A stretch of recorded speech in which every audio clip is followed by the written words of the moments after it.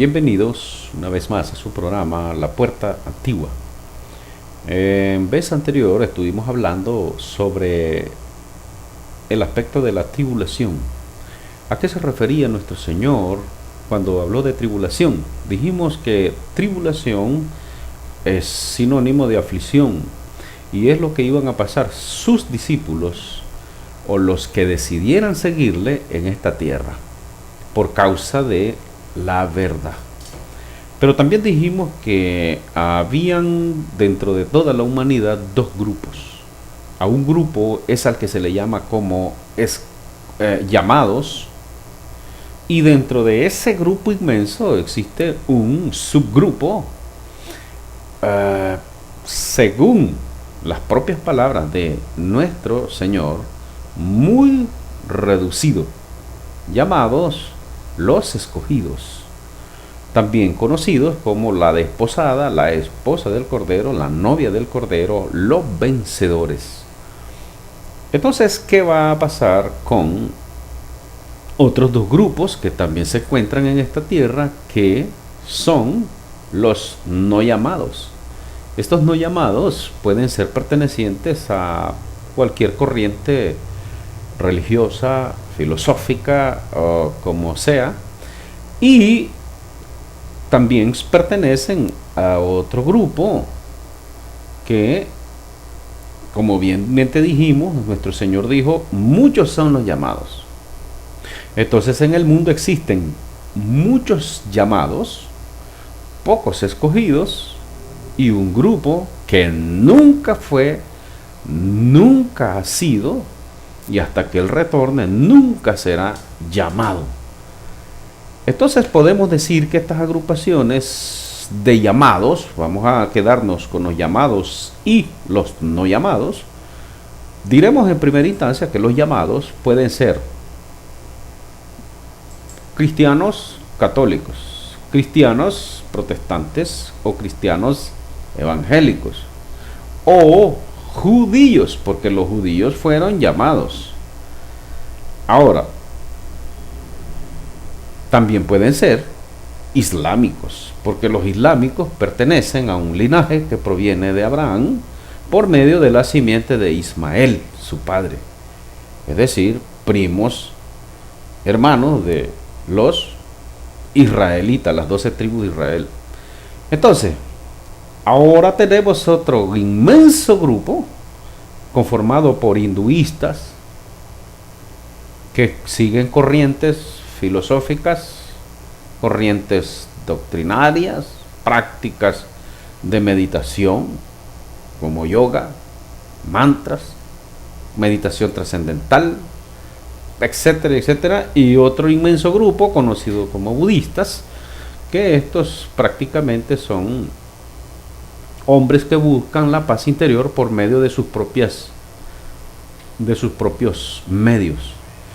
Entonces tenemos en este mundo un grupo de llamados que no quisieron seguir a Cristo.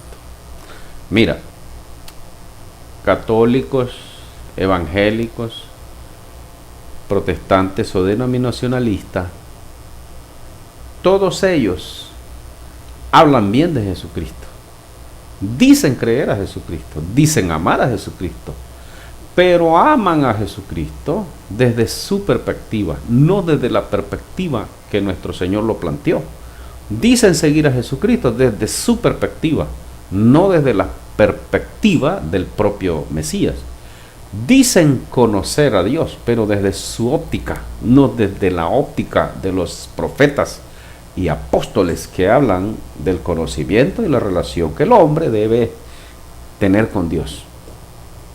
Entonces este gran grupo, por no seguir exactamente los lineamientos del Mesías, porque vamos a partir de un principio, y si hay alguien que quiera cuestionar esto, allá él. Pero si el propio Mesías dijo, el que me recibe a mí, recibe al que me envió. Entonces hay un orden.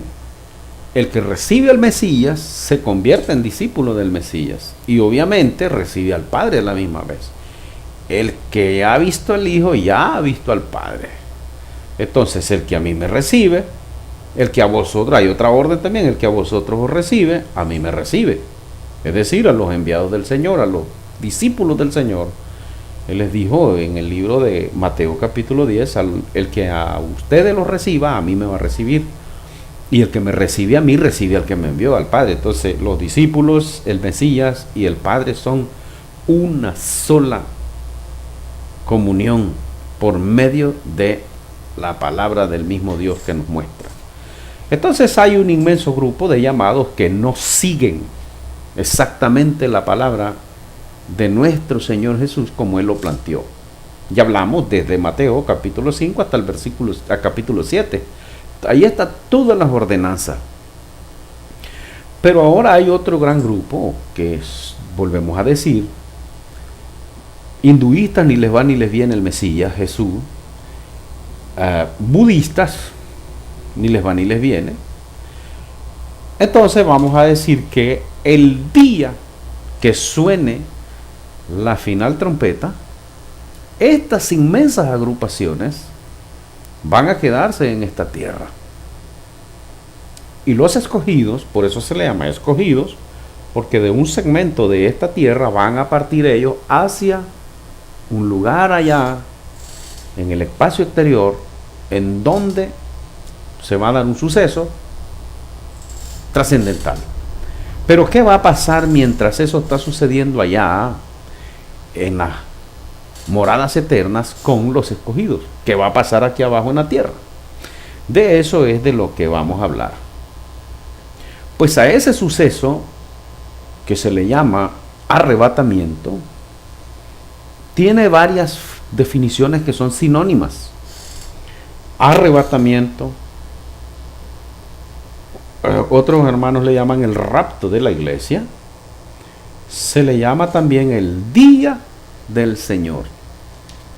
Ahí me quiero quedar yo en ese concepto del día del Señor, porque es un concepto que está mal empleado. En muchos predicadores, ellos dicen que el día del Señor es el día de destrucción, pero el día del Señor no es más que lo que explica el apóstol Pedro. Por ejemplo, el apóstol Pedro dice en la segunda carta, en el capítulo 3, vamos a ver el verso 10, cómo aquí, entre el verso 10 y el verso 11, se narran dos sucesos que no son lo mismo. Entonces, dice segunda de Pedro, capítulo 3, versículo 10. Pero el día del Señor vendrá como ladrón en la noche. Punto. Vamos a identificar primero lo que está diciendo el apóstol. Él está diciendo que lo que va a venir como ladrón en la noche es el día, no es el Señor, sino el día. Por eso nuestro Señor dijo allá también, porque el día ni la hora nadie lo sabe, sino solo mi Padre que está en el cielo. Entonces lo que va a hacer como un ladrón en la noche es el día del Señor. Ahora, cuando nosotros estamos viendo que ese día del Señor vendrá como un ladrón en la noche, dice también el apóstol que en ese día los cielos pasarán con gran estruendo y los elementos ardiendo serán deshechos, y la tierra y las obras que en ella hay serán quemadas. Ahora mira el verso 11, es un interludio a lo que van a decir en el verso 12. Puesto que todas estas cosas, las que dijimos anteriormente, han de ser deshechas, ¿cómo no debéis vosotros, le dice a los discípulos en Asia Menor, andar en santa y piadosa manera de vivir? Verso 12. Esperando y apresurándose para la venida del día de Dios. en el cual los cielos encendiéndose serán deshechos. Mira lo que dice en el verso 10. Los cielos pasarán con gran estruendo. Pero en el verso 12 dice que los cielos encendiéndose serán deshechos. Es decir, destruidos, desintegrados. Y los elementos, siendo quemados, se fundirán. Vamos a ir a desglosar por parte este asunto porque esto es profético y es profundo. Vamos a ver primero en algunas partes donde se habla de este concepto de la venida de el día del Señor, no la venida del Señor. Para ello vamos a ir al libro de San Mateo, capítulo 24, en el verso 36. Vamos a comenzar a leer ahí en Mateo 24, en el verso 36, cómo se comienza a desglosar esta palabra del Señor. Dice la Escritura, pero el día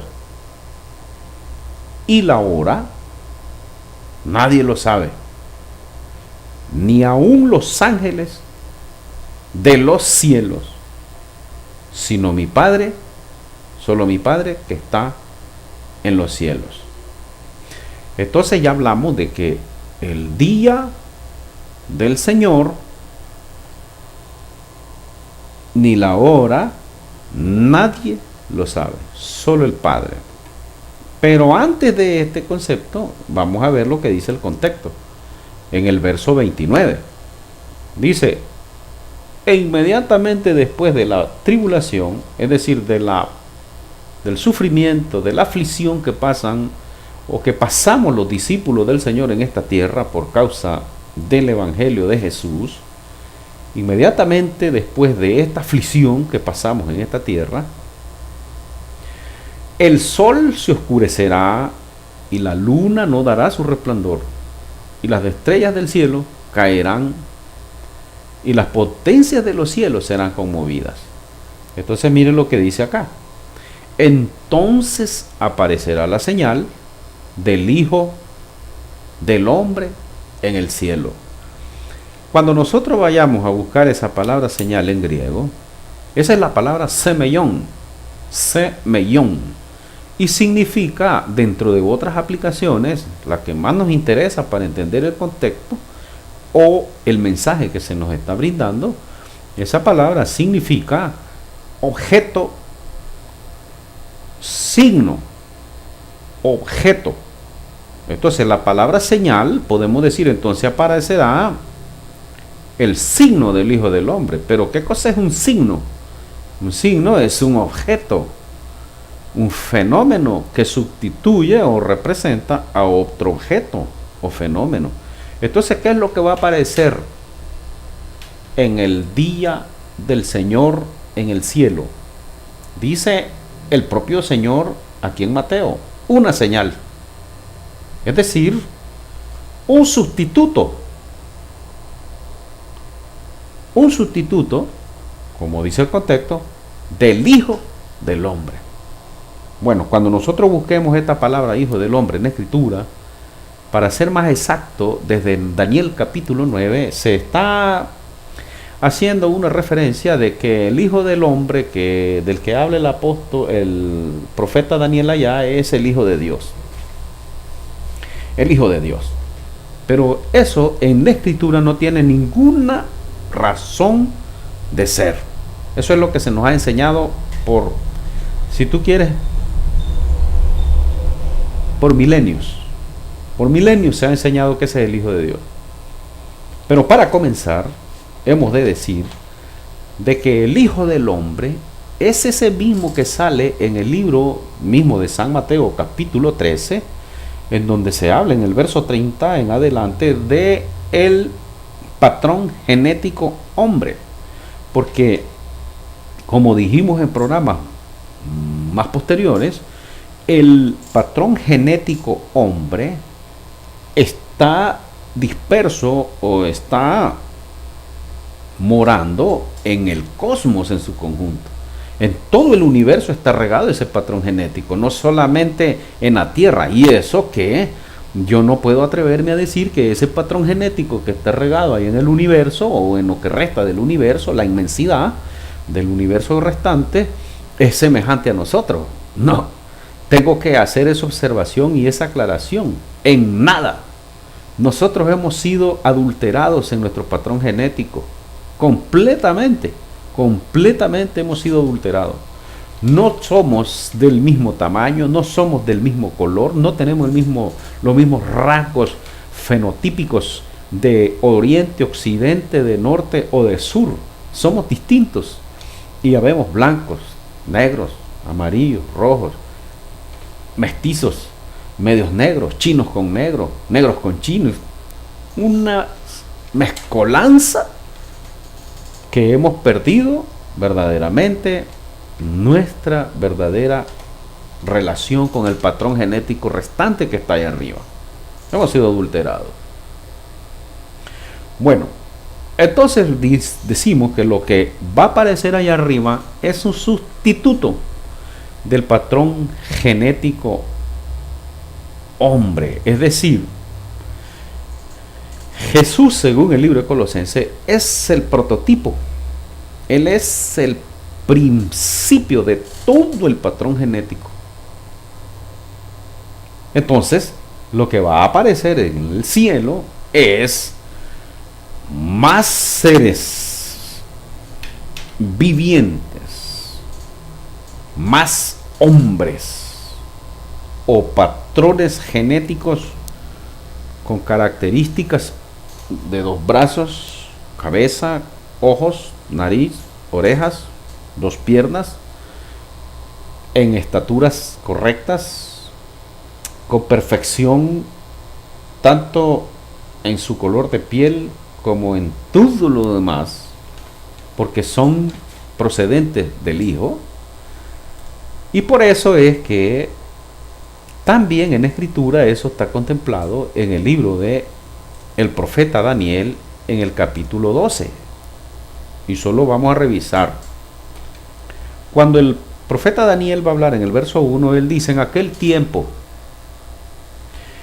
Entonces, en aquel tiempo, podemos decir, como lo dice también este libro de San Mateo, inmediatamente después de la tribulación de aquellos días, el hermano Daniel dice, en aquel tiempo se levantará Mijael o Miguel, el gran príncipe. Cuando estamos diciendo ahí el gran príncipe, vamos a decirlo en el concepto que se nos ha enseñado por mucho tiempo, el arcángel,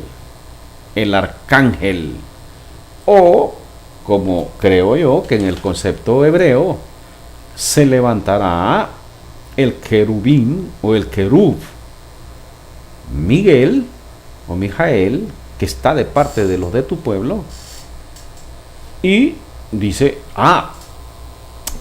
el problema es mire, venir a enseñar la verdad en estos tiempos que está tan distorsionada es terrible, es difícil, completamente difícil. Tú que estás escuchando, que estás viendo, estás tan lleno de dogmas y estás tan lleno de falsas enseñanzas que tu mente no da lugar a un milímetro más de enseñanza, mucho menos si es la verdad. Vamos a leer utilizando la mejor interpretación del texto. En aquel tiempo, dice, se levantará Miguel, el gran príncipe que está de parte de los hijos de tu pueblo, porque será tiempo de angustia. Mira, cual nunca fue desde que hubo gente hasta entonces. Pero en aquel tiempo, es decir, después de la tribulación de aquellos días, será libertado tu pueblo. Todos los que se hayan inscritos en el libro de la vida. A eso se le llama arrebatamiento. Dice el verso 2. Y muchos de los que duermen en el polvo de la tierra serán despertados. Quitemos la palabra 1. Y muchos de los que duermen en el polvo de la tierra serán despertados para vida eterna. En el verso 3 Los entendidos resplandecerán como el resplandor del firmamento, y los que enseñan la justicia a la multitud como estrellas a perpetua eternidad.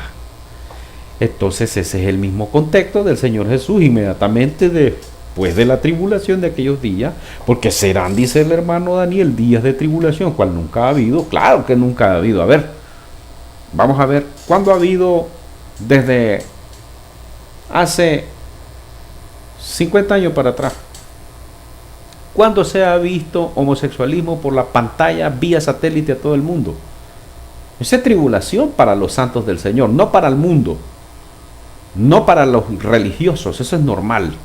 El homosexualismo, el lesbianismo. ¿Cuándo se ha visto el consumo de drogas, asesinatos en serie, en masa, suicidios, homicidios, violaciones, estupros, vía satélite por televisión y nadie dice nada? ¿Cuándo se ha visto eso? Bueno, a ti que eres religioso, a ti que eres dogmático, a ti que eres de este mundo mundano, a ti no te estorba, a ti no te ofende, a ti no te hiere, pero a los escogidos del Señor nos afecta. ¿Cuándo se ha visto estafa por los disque siervos del Señor en todo el mundo, por televisión, tanto católica como protestante como denominacionalista? Si el Señor Jesús, cuando está en el templo, no aprobó el negocio que hacían los sacerdotes, los sumos sacerdotes y los sacerdotes en el templo de Jerusalén, Él no lo toleró, no lo aprobó y lo reprimió, para ser más correcto. Entonces es tribulación. Obviamente el Señor dijo, porque la casa de mi Padre será llamada casa de oración, porque hasta ese momento el templo en Jerusalén pertenecía todavía al Antiguo Testamento. Todavía había sacrificios, todavía existían los sacerdotes levitas, todavía existían los sumos sacerdotes descendientes de Aarón. No así ahora. Entonces, obviamente, eso es aflicción. Eso altera el estado emocional de un siervo del Señor. Y es a eso a lo que el Señor se está refiriendo. Eso es tribulación para nosotros, no para los que no lo son. Hay gente que ni le molesta ni le importa. Y aunque sean grandes líderes mundiales.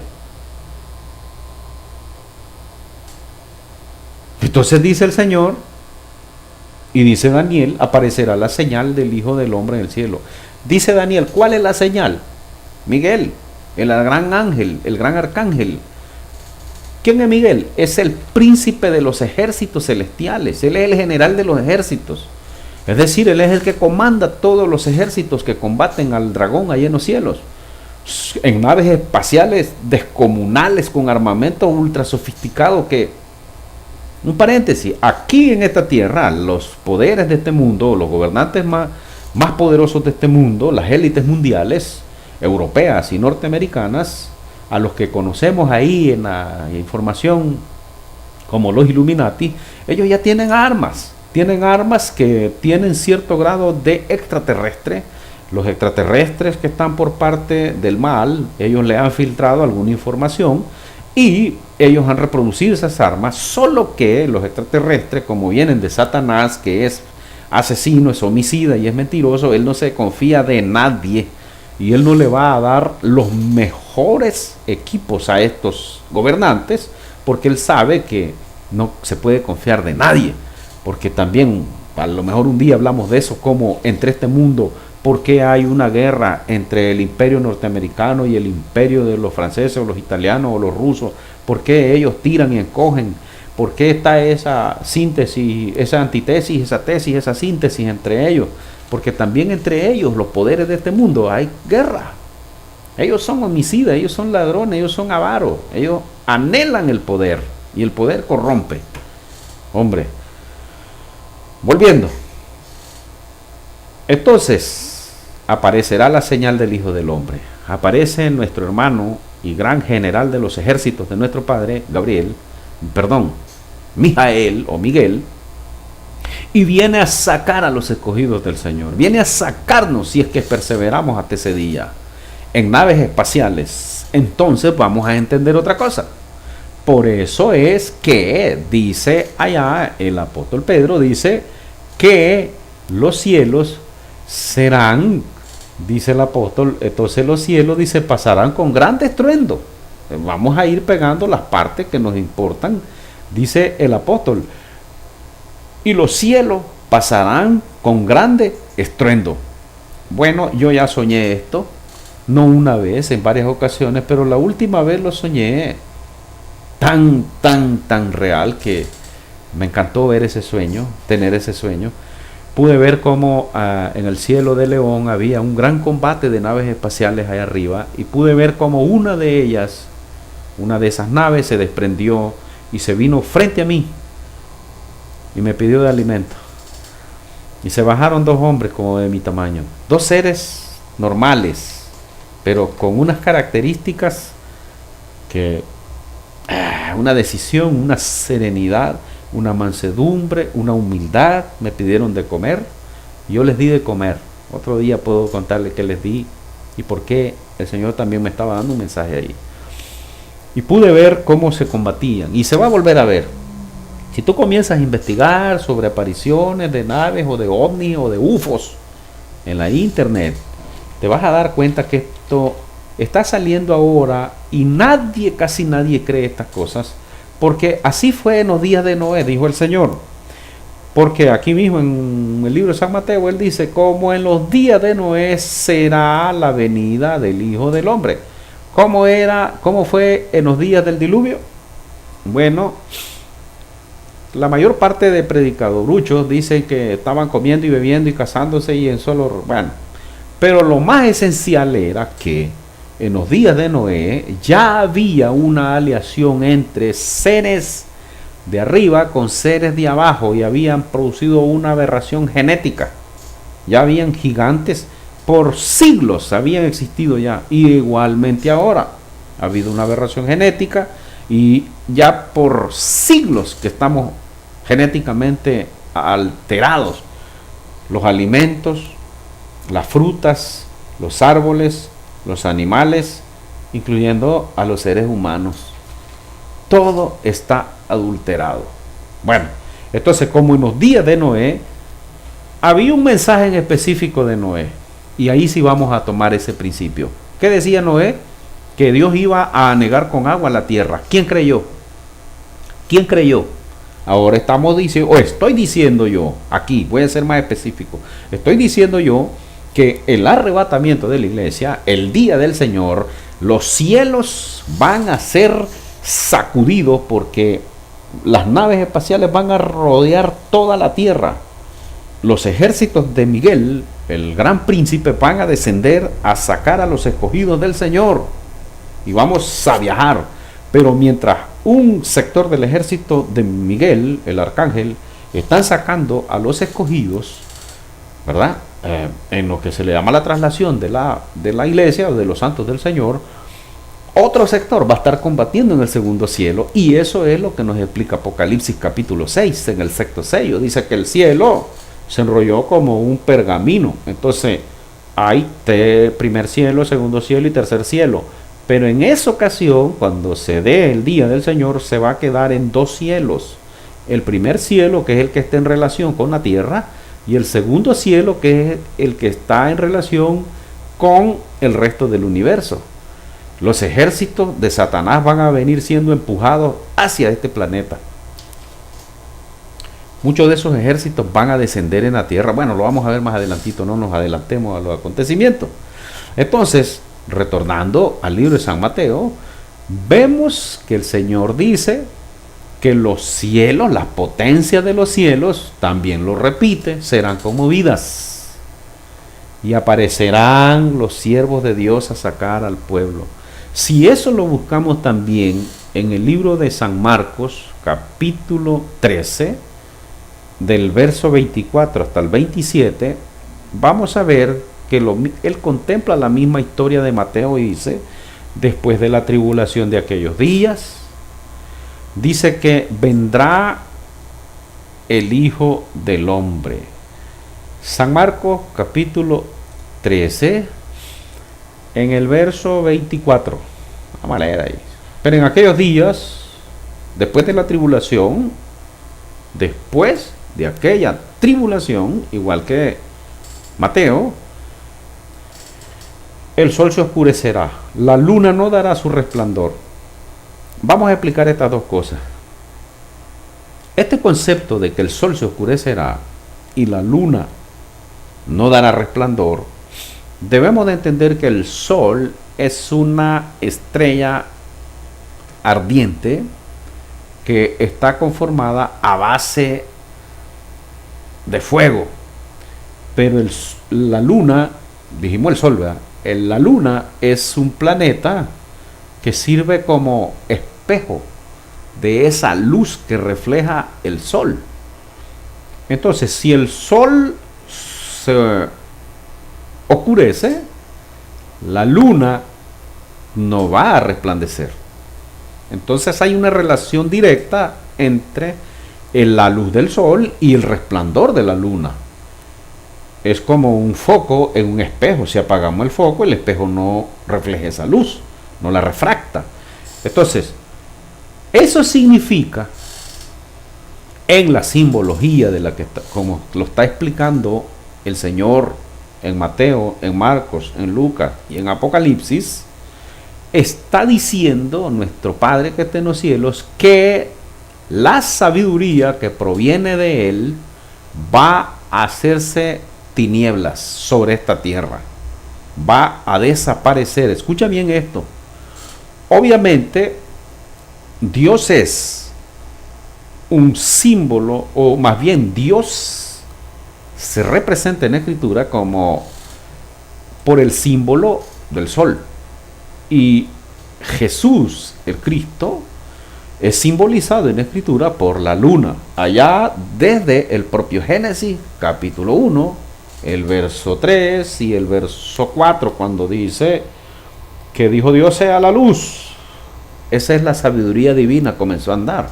Y más adelante dijo, y dividió Dios al día y le llamó, hizo la lumbrera mayor y esto le llamó día, para que señorease sobre el día, y lo llamó el sol, ¿verdad? Y después hizo la lumbrera menor, la luna, para que señorease sobre la noche. Entonces, el sol, el Padre, señorea sobre el día. Él es la luz nuestra.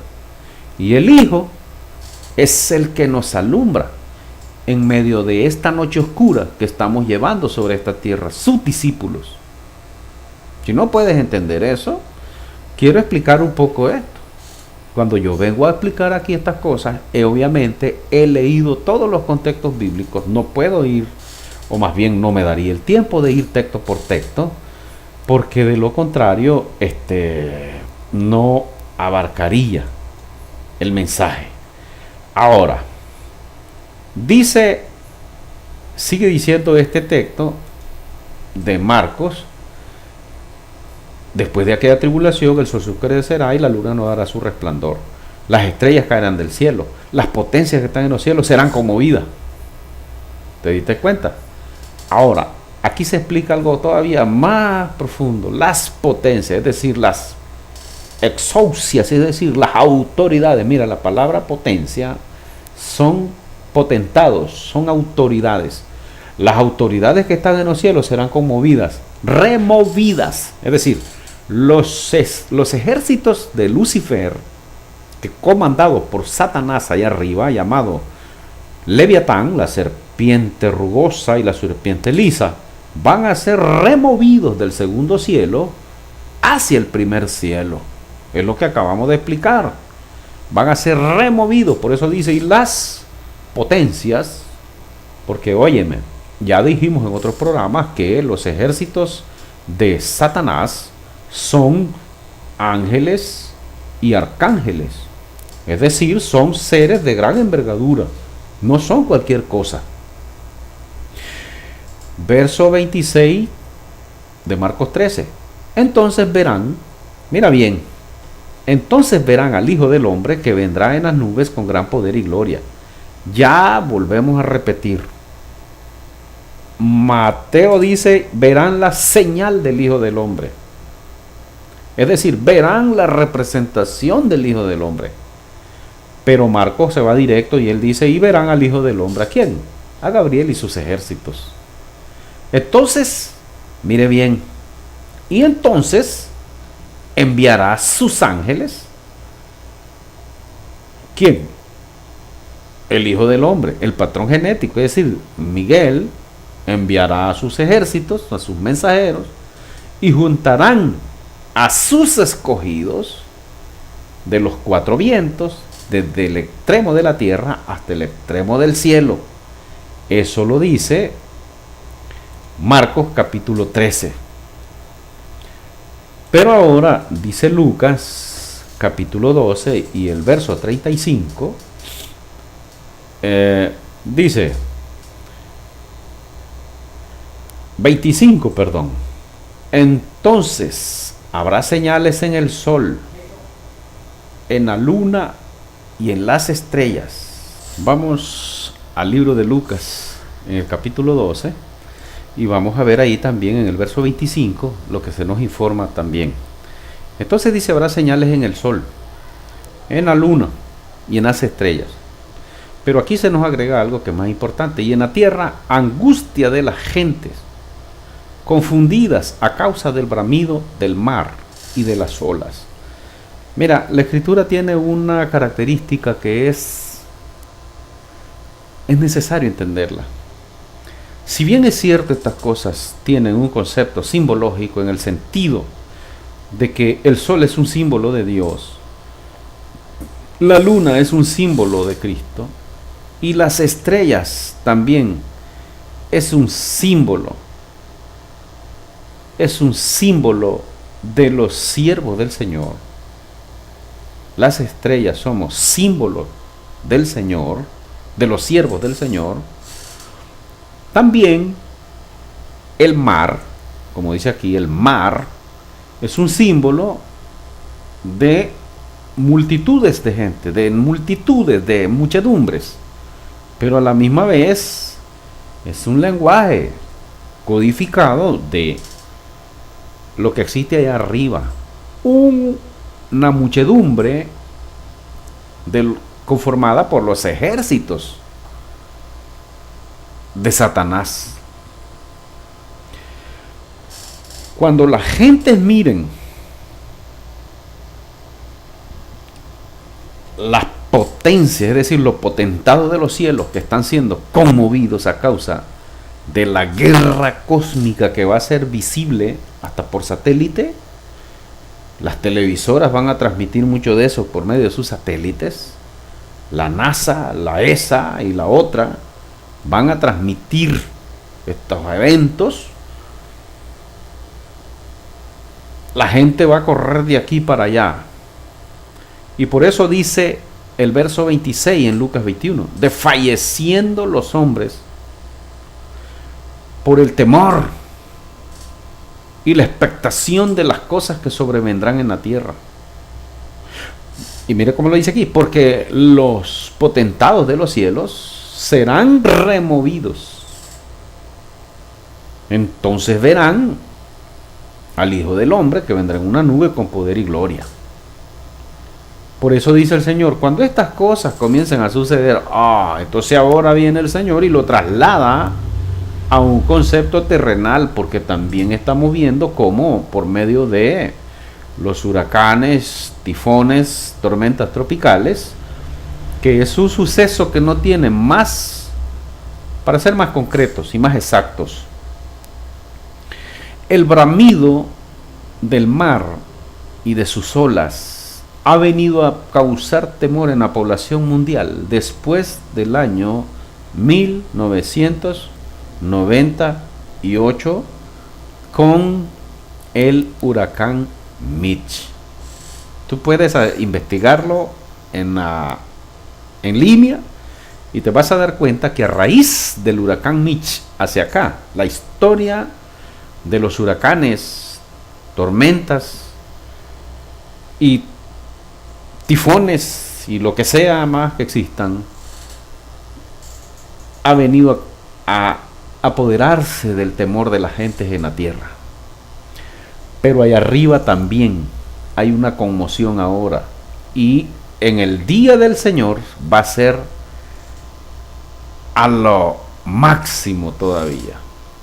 Entonces, Lucas, el hermano Lucas, el evangelista, dice, cuando estas cosas comiencen a suceder, erguíos y levantad vuestra cabeza porque vuestra redención está cerca. Ahora, retornando al concepto del hermano Pedro, porque de ahí es de donde partimos, el apóstol Pedro dice, pero el día del Señor vendrá como ladrón en la noche.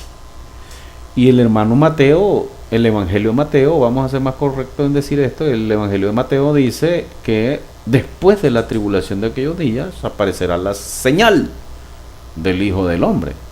Lucas dice, y después de aquella tribulación aparecerá la señal del Hijo del Hombre, como ladrón en la noche, dice el apóstol Pedro, en el cual los cielos pasarán con gran estruendo, los elementos ardiendo serán deshechos, y la tierra y las obras que en ella hay serán quemadas. Y una de las cosas que el apóstol pone como principio es, puesto que todas estas cosas han de ser deshechas, ¿cómo no debéis vosotros andar en santa y piadosa manera de vivir? ¿Qué pasará ese día que aparezca la señal del Hijo del Hombre? Es decir, cuando vengan los sustitutos del Hijo del Hombre, Miguel y todos sus ejércitos, o una parte de sus ejércitos, ese día, los que no quisieron someterse a la verdad del Señor, ese día van a llorar, van a crujir, van a buscar, inclusive hasta la muerte, y no la van a encontrar. Para ese concepto, yo quiero que también revisemos el libro de Tesalonicenses, en capítulo, primera de Tesalonicenses, capítulo 5, verso 1, dice el apóstol Pablo a los de Tesalónica, pero acerca de los tiempos y de las ocasiones no tenéis necesidad. Hay otras versiones que dicen, pero acerca de las fechas y de los tiempos no tienen necesidad, hermanos, de que yo describa. Porque ustedes saben perfectamente que el día del Señor vendrá así, como ladrón en la noche. Entonces, yo recuerdo muchos cantos que son bonitos, pero contradicen la Escritura. Contradicen la Escritura. Por ejemplo, hay uno que dice, como ladrón en la noche, como ladrón en la noche, así será la venida del Hijo de Dios. Ese canto está mal. Lo que el apóstol está diciendo es que como ladrón, dice, porque vosotros sabéis perfectamente que el día del Señor, no dijo el Señor, el curioso, no está diciendo el curioso o el curios, está diciendo el día del Señor vendrá así, como ladrón en la noche. Bueno, pregunto, ¿se copió el apóstol Pablo del apóstol Pedro? ¿O se copió el apóstol Pedro del apóstol Pablo? Pero el día del Señor vendrá así como ladrón en la noche. Pero el día del Señor vendrá así como ladrón en la noche. El día del Señor vendrá así como ladrón en la noche, dicen ambos. Ahora hay algo que es importante, que cuando digan paz y seguridad, entonces vendrá sobre ellos destrucción repentina. Como los dolores a la mujer encinta, y no escaparán. Entonces muchos dicen que esta es la segunda venida de Cristo, que viene hasta después de la gran tribulación, a traer a la iglesia que ha pasado por la gran tribulación. Todo está torcido ahí. Vamos a ver, una mujer encinta, ¿cuándo va a dar a luz? ¿Sabe el día y la hora? Sí sabe que son 9 meses, pero son 6 meses, pueden ser 6 meses, 7 meses, 8 meses y medio. 9 meses hasta 10 meses. Puede ser el lunes, martes, miércoles, jueves, viernes, sábado, domingo. Puede ser a las 6 de la mañana o a las 0 hora, a la 1 de la mañana, a las 2 de la mañana, a las 3 de la mañana, a las 4 de la mañana, y sucesivamente. La misma mujer no sabe el día y la hora. Igual manera, el apóstol utiliza estas palabras o estas figuras para explicarnos que es imposible saber el día. Entonces, si el Señor viene hasta después que la iglesia ha pasado la gran tribulación, la iglesia en general, entonces ya sabemos que la gran tribulación son 7 años. Y cuando se cumple el día séptimo, entonces ya sabemos, el año séptimo, ya sabemos que mañana se cumple el 7º año, mañana viene el Señor. Pero mañana es el día. La hora tal vez no la sepamos. Son doctrinas que han nacido producto de la falta de sabiduría del Padre. No hay revelación. ¿Por qué no hay revelación? Porque no hay fidelidad al Señor. No hay integridad delante de Dios en los que escriben o en los que enseñan. Y por eso no les he revelado estos misterios del reino. ¿Por qué el Señor me lo ha mostrado a mí? Eso yo no voy a discutirlo acá. No es el momento ni tampoco es el lugar. No es el principio en que estamos. Solo hemos de seguir diciendo, pero 1 Tesalonicenses 5:4, mas vosotros, hermanos, no estáis en tinieblas para que aquel día os sorprenda como ladrón. Yo estoy listo. Si es mañana, mejor. Y si es hoy, luego del almuerzo, mejor, o antes del almuerzo. Mucho mejor. Ya no soporto vivir en este mundo. No soporto las cosas de este mundo, etcétera. Entonces dice el apóstol Pablo, por tanto, no durmamos como los demás. Tú romano, tú protestante, tú evangélico denominacionalista, tú judío, tú islámico, tú hindú, estás durmiendo, estás dormido. No, perdón, voy a hablar un concepto más claro. Tú romano, tú protestante, tú evangélico denominacionalista, estás dormido. Tú judío, estás muerto. Tú islámico, estás muerto. Tú hinduista, estás muerto.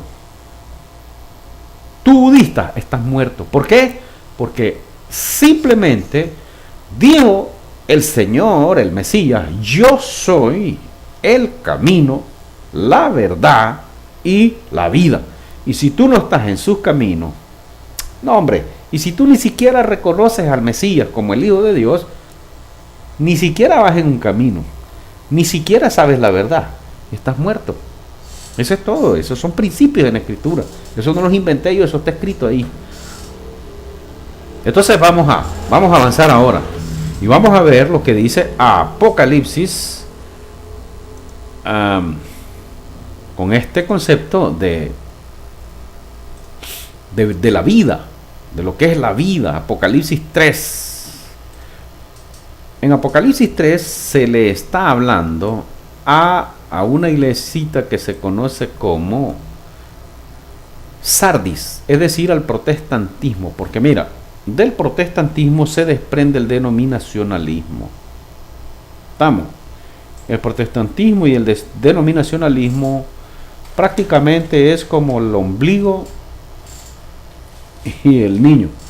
Es como la uña y la mugre. La una es la razón de ser del otro.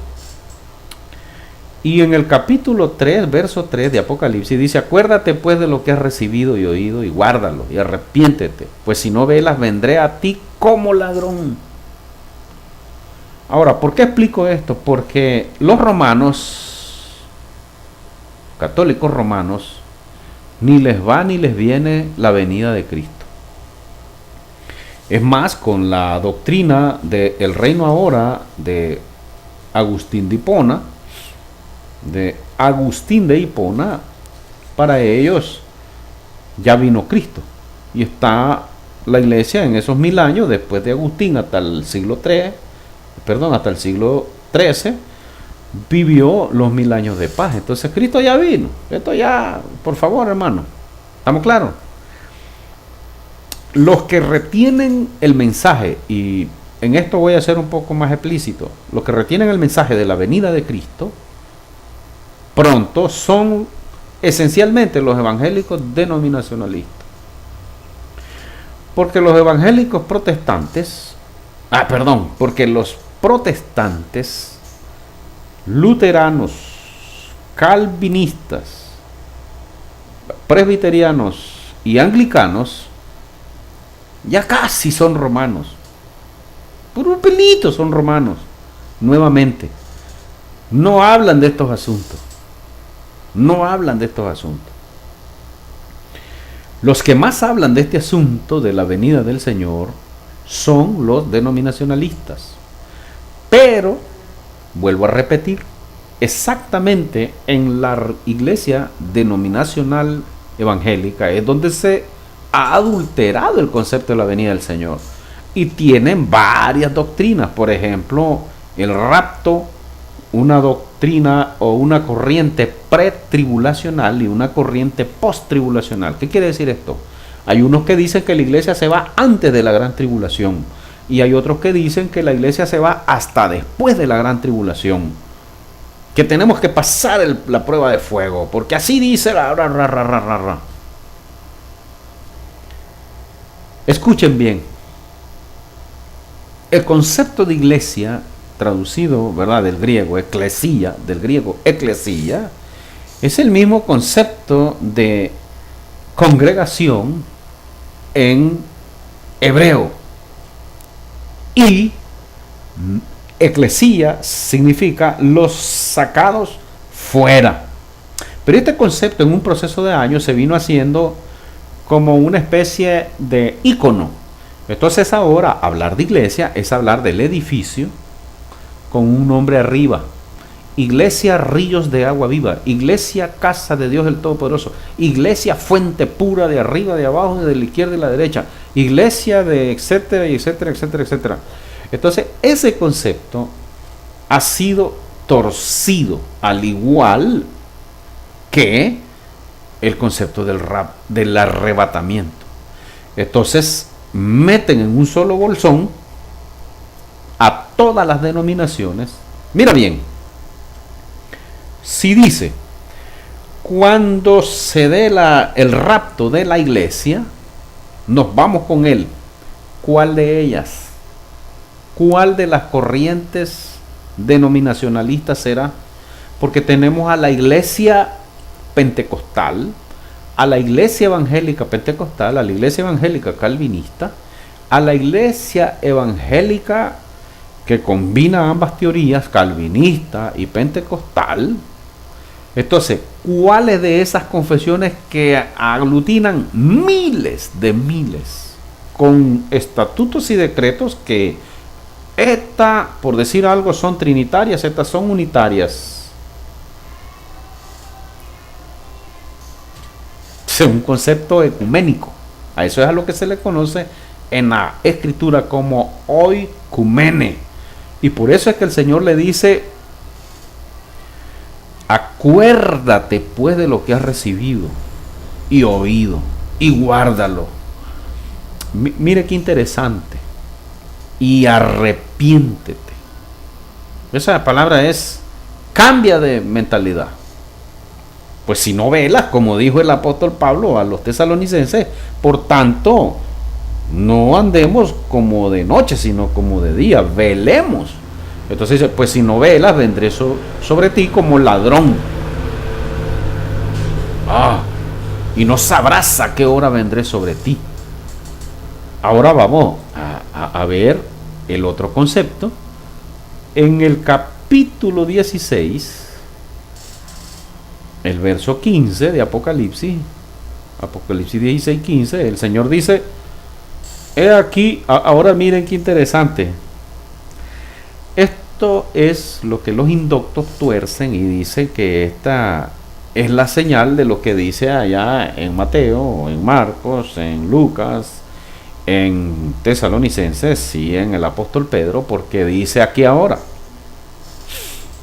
he aquí yo vengo como ladrón. ¿Quién está hablando? El Señor. He aquí yo vengo como ladrón. Entonces, ¿te fijas que es él el que viene? No, hombre.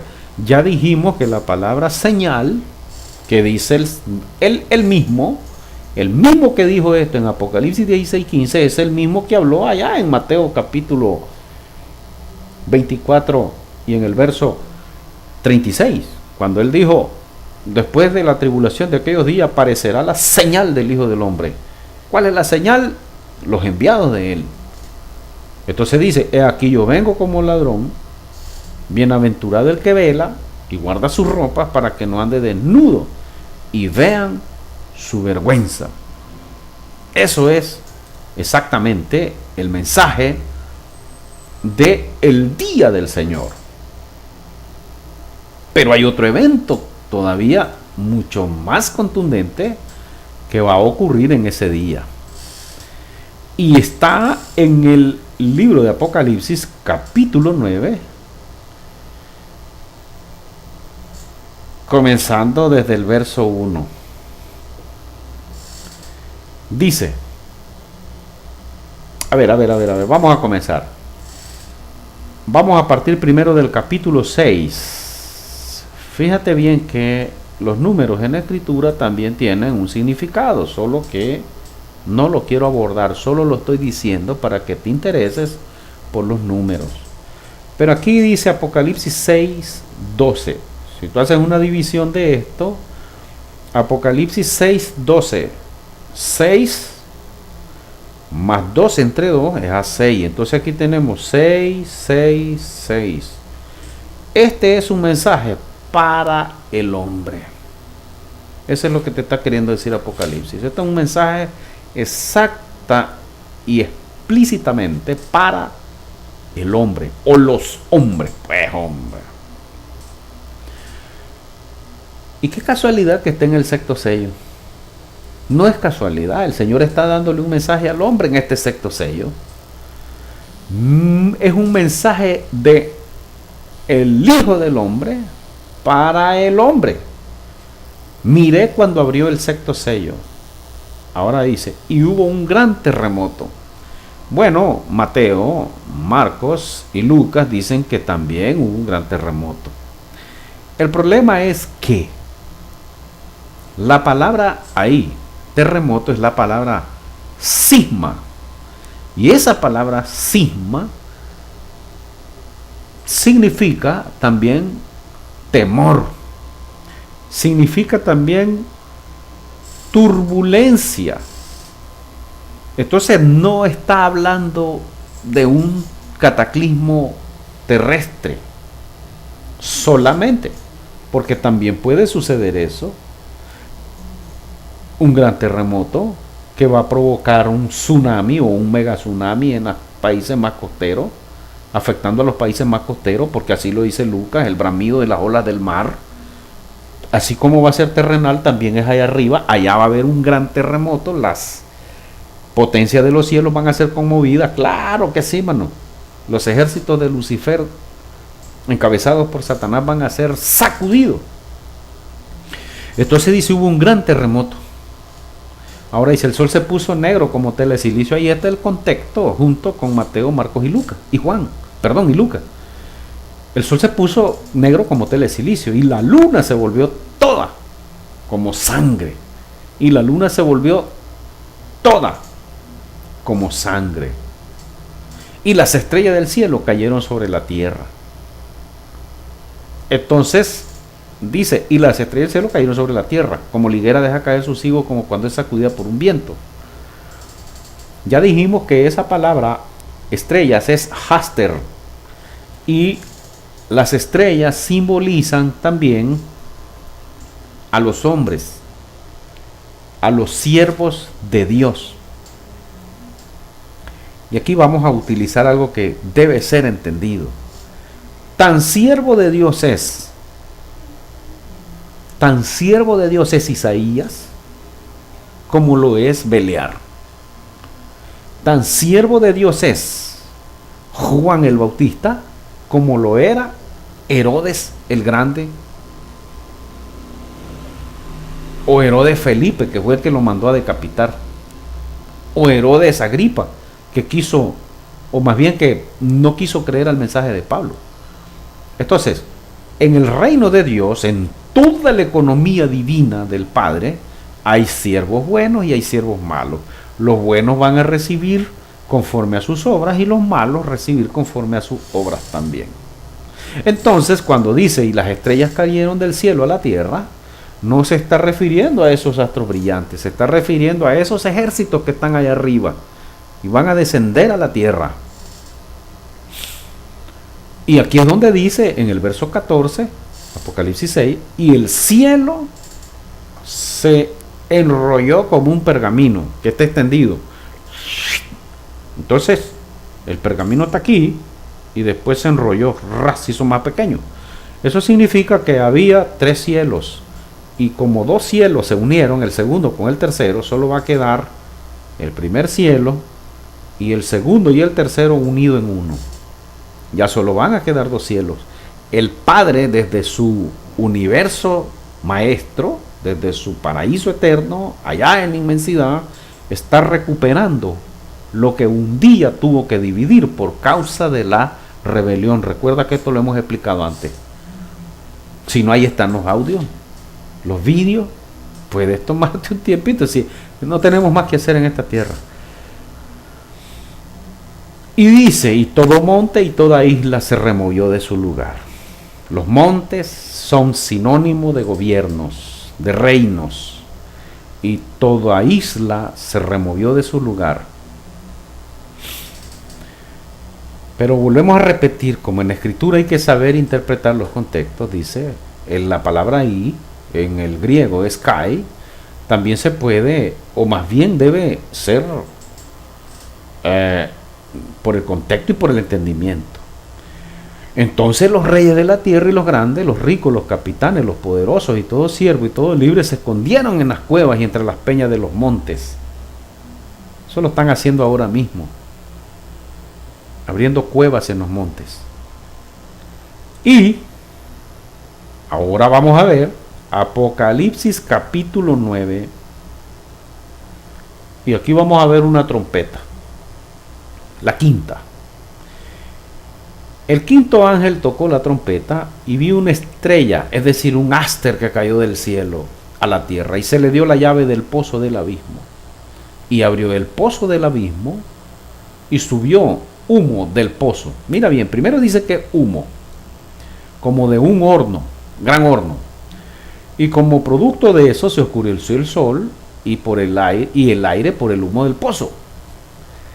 Ahora, vamos a ver, verso 3. Del humo salieron langostas sobre la tierra. Pero si nos saltamos un poco más, nos vamos a dar cuenta, en el verso 7, que ese humo que después se transformaron en langosta, ya en el verso 7 se aclara que el aspecto de las langostas también era semejante a caballos preparados para la guerra. Y en las cabezas tenían como corona de oro. Sus caras eran como caras humanas. Mira cómo va cambiando esto. Humo, langosta, caballo de guerra. Como caras humanas. No, hombre, son seres.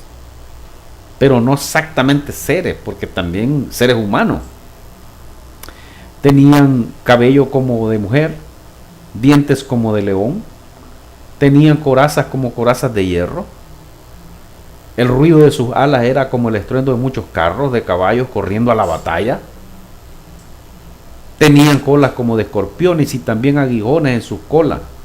Y en sus colas tenían poder para dañar a los hombres durante 5 meses. Y aquí viene lo más esencial. Y tienen por rey sobre ellos al ángel del abismo, cuyo nombre en hebreo es Abadón, destructor, y en griego es Apolión, el destructor. Lucifer, Satanás, la serpiente antigua. Y a esto es a lo que se le conoce como el primer ay. En el próximo programa vamos a profundizar este concepto del destructor, de que sale del abismo, porque Él es el mensajero que gobierna en el abismo, y nos vamos a dar cuenta que a eso es a lo que se le llama el anticristo, y que esas 5 meses que hacen sufrir a los hombres de la tierra son exactamente el tiempo en que van a sellar con el famoso chip a todos los llamados que no quisieron seguir las palabras del maestro, y a todos los que no quisieron recibir al maestro ni siquiera como el Mesías del Padre que está en los cielos, el ungido de Jehová, el ungido de Padre, para ser más correcto. ¿Y qué va a pasar en esos 5 meses? Lo veremos en la próxima audición.